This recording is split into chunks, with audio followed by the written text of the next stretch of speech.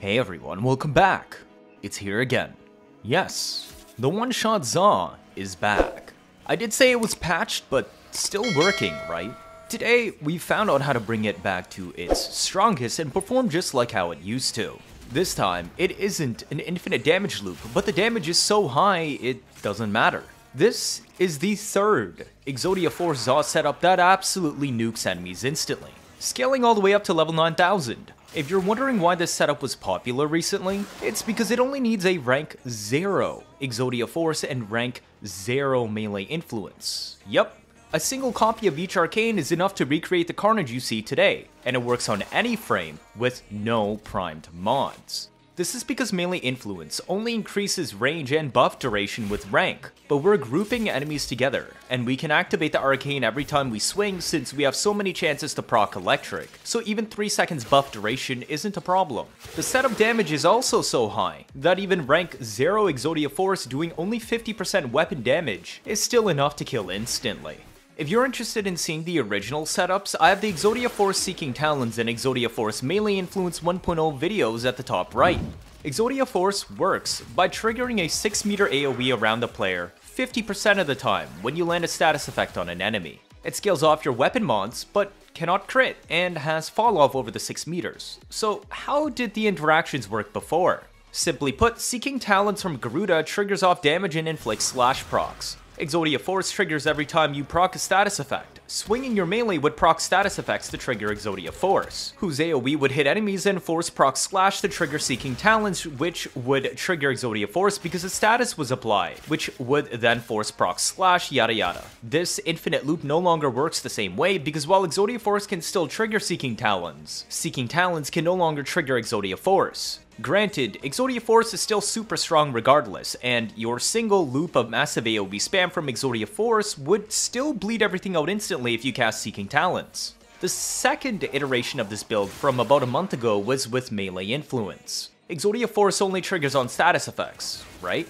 Well, Melee Influence mirrors all applied melee status effects, except IPS, within 20 meters while active. Each melee influence redirected proc would cause another Exodia Force explosion, leading to a massive AoE nuke. Melee influence was already quadratic scaling, since hitting one enemy with your swing would reapply that status to all enemies within 20 meters. The Zaws used easily reached 200% status plus, ignoring the fact the stances I chose specifically hit multiple times per swing. So hitting 20 enemies once each means 2 statuses per enemy for 40 statuses, meaning roughly 20 Exodia Force AoEs. 20 enemies getting hit by 20 Exodia Force AoEs equals 20 squared hits, or 400 hits overall. But 40 status effects will also trigger melee influence 40 times, leading each enemy to actually have 42 statuses each instead of 2, which across 20 enemies is a total of 840 statuses, meaning it will trigger Exodia Force 420 times at 50% chance. And there are 20 enemies, meaning that is 8,400 instances of damage on your screen at once, and this is what cubic scaling looked like, and that is also why your game lagged with the most recent setup last month. More importantly, Exodia Force could trigger Shattering Impact, so 420 Exodia Force AoEs is more than enough to full strip anything in the game, since that would remove 2,520 base armor. This is completely ignoring the fact I had chosen Clashing Forest, which hits 5 times on the first swing instead of once, or 12,600 base armor removed. The highest base armor any enemy has in the game is 750, so to put a stop to this, DE made it so that Exodia Force could no longer trigger from melee influence status spreading. But we have learned something since the previous Zaw video. Melee influence inherits the traits of the weapon it originated from. This time, our Zaw of choice is a dagger. This is a full status build using Bala, Pei, and Iguana 2 Jai for maximum status and attack speed. I can no longer have infinite damage loops or cubic scaling Exodia Force DPS, but we can still push a quadratic scaling damage setup high enough to instantly one-shot like this. The entire crux of this build is Amalgam Argonak Metal Auger and maximizing hit count. We trade infinite or insanely high damage in armor strip for still extremely high damage in armor strip. It's just our armor strip now primarily comes from Argonak instead of Exodia Force reapplied by melee influence. We ironically use the worst dagger stance, Homing Fang, for the showcase because it is the only dagger stance to hit more than once on the first strike. It hits 3 times in a horizontal sweep, and this is perfect because unlike Shattering Impact, Amalgam Argonak Metal Auger allows daggers to strip armor with any instance of damage, from any kind of status effect dot. We pick Electric because not only will Electric strip armor as it ticks, but it also strips armor from any enemy it cross chains to when it ticks, leading to quadratic scaling armor strip even without Exodia force. The craziest part? Melee Influence inherits Amalgam Argonak Metal Auger, meaning we now have a third layer of armor strip from reapplied Electric procs. Remember, each proc and tick and chain can strip armor off enemies with Amalgam Argonak Metal Auger while also activating Melee Influence. Now we have cubic scaling armor strip and Electric procs. The final product? We use the exact same build as before from my ONESHOT Zaw build at the start of the Whispers in the Wall update.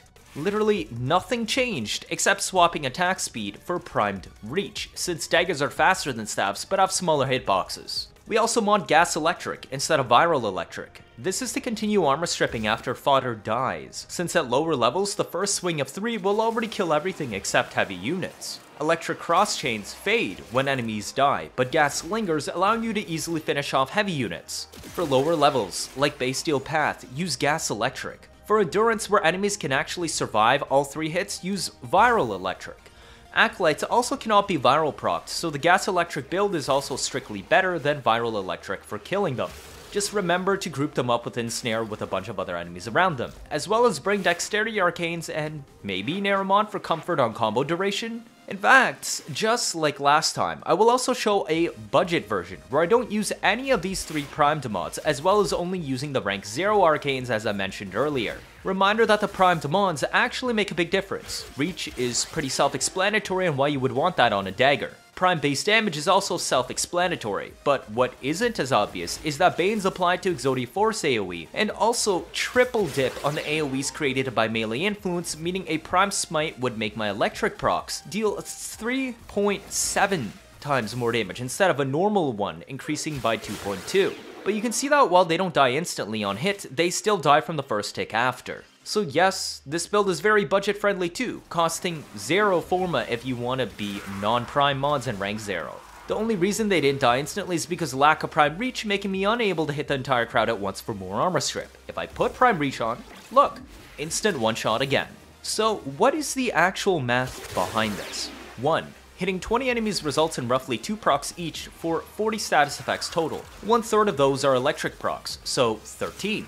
This procs Melee Influences redirect. Keep in mind, it's the Electric procs, not Exodia Force this time. So enemies are instead hit with 1 plus 13 Electric procs per enemy, as well as 1 plus 13 gas or viral procs, which instantly caps us out at 10 viral or gas stacks for 6 meter dot clouds. This means we instantly proc Amalgam Argonak Metal Auger 14 or 28 times on average, removing 84 or 168 base armor. But remember, Homing Fang hits 3 times on first swing, meaning we actually remove 252 or 504 base armor. 3. Remember that Exodia Force will also trigger from the original swing being 200% status chance, resulting in 20 enemies producing 20 AoEs from the 40 status effects. But Homing Fang hits 3 times, so it's actually 60 AoEs. All 60 AoEs will proc Shattering Impact, removing in an additional 360 base armor. And 4. Electric procs at time 0. With cross-chaining, that is 1 enemy ticking and getting hit by the ticks of all other 19 enemies, for another 20 instances of Amalgam Argonak Metal Auger, removing another 120 armor.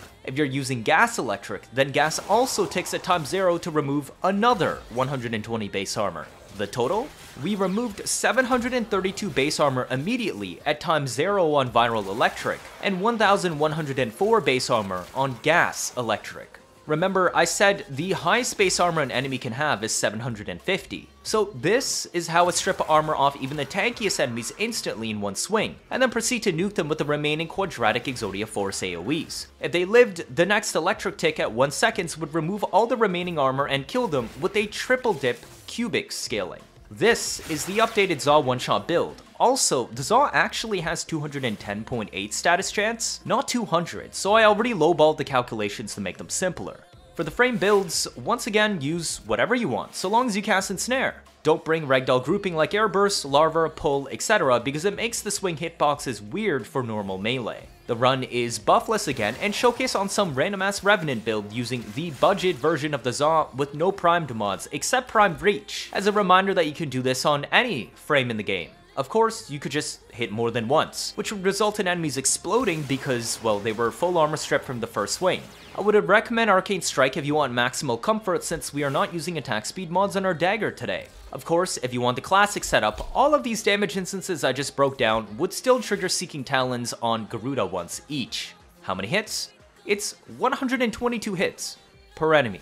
You'd inflict 122 slash procs on average per enemy when swinging to a crowd of 20 enemies. Yeah, nothing is surviving that. Cheers. If this is your first time watching, feel free to leave a like or better yet subscribe. Let me know your thoughts down in the comments. 79.5% of you are not subscribed. I'm trying my best to get you new information out always, as soon as possible like I've done with the Whispers in the Wall update. Stick around if you want to see interesting memes and builds on a nearly daily basis. You don't want to miss out on any of that, do you? And that'll be it for this video. Thank you all for watching and see you all next time.